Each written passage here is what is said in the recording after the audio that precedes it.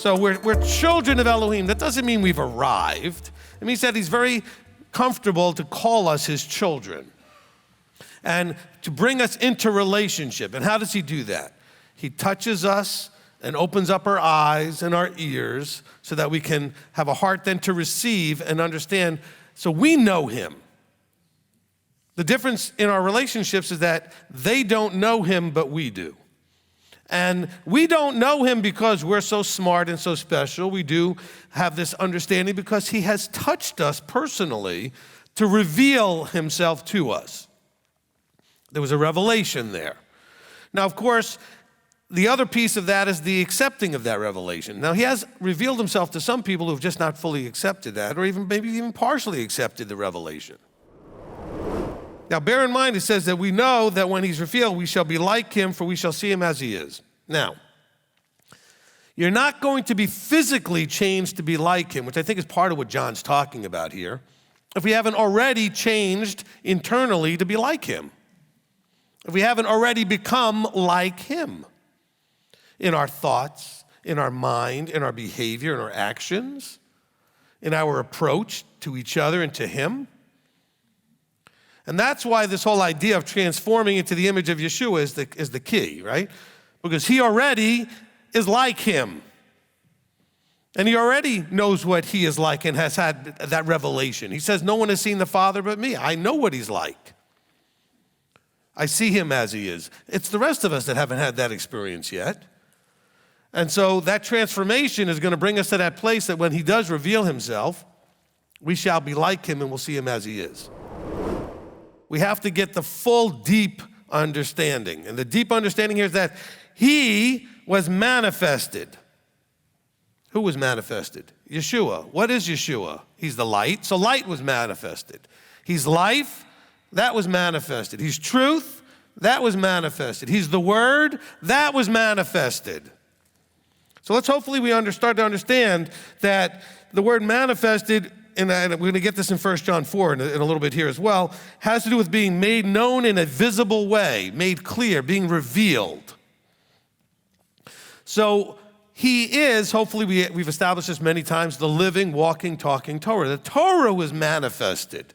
And it's your knowledge of the law that then helps you in understanding what sin is so that you know what not to do. See, without that being revealed, you would not know what sin is. He says, don't let anybody lead you astray. See, this is exactly, John would be yelling and screaming this to all of mainstream Christianity right now. It says, righteousness, their teaching out there, is not something you do. It's something Yeshua did for you. He says, don't listen to that. Don't be led astray. Righteousness is something you do. The one doing righteousness is righteous as, not because he did it for you. All right? It says, let's read it again very clearly. This is not confusing. You don't need to understand Greek and Hebrew and any other Bible scholar stuff to do this. He says, listen, the one doing the right things. What's the right things? Torah. The Torah defines what's right. This is a letter he wrote. There's reasons for the letter, right? There's a purpose to his writing. There's a theme to the point he's trying to make. And this really has to do with all that Abba is doing with you is of no use if you're not going to love your brother, if you're going to hate your brother. Then you missed the point.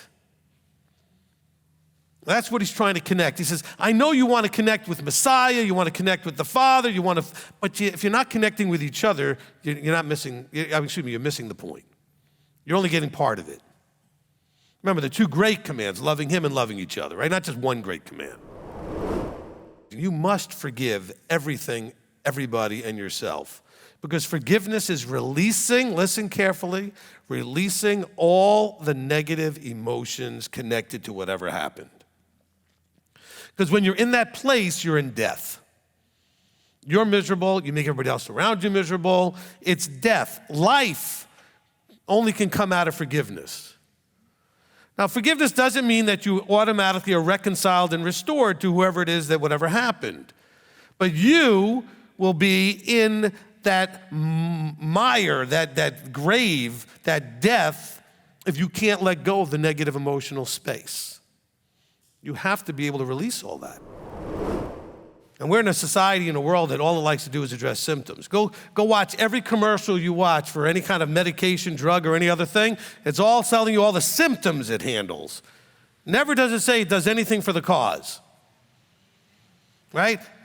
NyQuil's like the best one for that. It lists 15 symptoms that it can make feel better, but it doesn't say anything about helping the problem. But it'll help you with your symptoms. And that's good for us, we think, because it'll help us feel different. We just want to feel different. We don't really care that it's not fixing the problem, as long as I feel better. I don't think we want to just feel better. I think we want to be better. Okay? You can go to other belief systems, you can go to other churches, you can go to other places, and they can make you feel better. But are you going to be better? Don't think for a second that if you don't make it, it's because you couldn't make it. It's because you made choices not to make it. He knows all. Either he knows all or he doesn't. It says here that he does, and either you believe that or you don't. And if he knows all, then he knows that you can make it, or why would he call you just to tease you? That doesn't make any sense. But he is greater than your emotions and your feelings. So you're listening to the lesser, not the greater. Oh, but I know, and I don't feel like, and that's your feelings, and that's your limited understanding of things. He's greater than all that. He knows all. Stop listening to the lesser of the two. Listen to the greater of the two. That we should believe in the authority of his son, Yeshua Messiah, and love one another as he gave us command. So, the two things that are coming together here is, notice again, believing in the authority of the Son and loving one another. See, because loving him has to do with trusting his authority. How we treat each other comes out of that belief and that understanding, that we're trusting his authority, because in his authority, he tells us how to treat each other. In his authority, he tells us how to treat him. But if we don't recognize and we're not submitted to that authority, then the rest of the stuff doesn't flow out of it, does it? So when it says Messiah has come into the world, the light has come into the flesh. Into your flesh, light has to come into it. Messiah has to come into it. The truth has to come into it. The Torah has to come into it. The word has to come into it. So when you're confessing that Messiah has come into the flesh, not that he just came in flesh, like he came and put on a flesh suit. But can you confess that Yeshua Messiah has come into your flesh? And all that means. Not what you heard every day and every week and Sunday, is it? But and every spirit that does not confess that Yeshua has come into their flesh, that's not of Elohim. So how does Messiah come into your flesh? If you love me, guard my commands.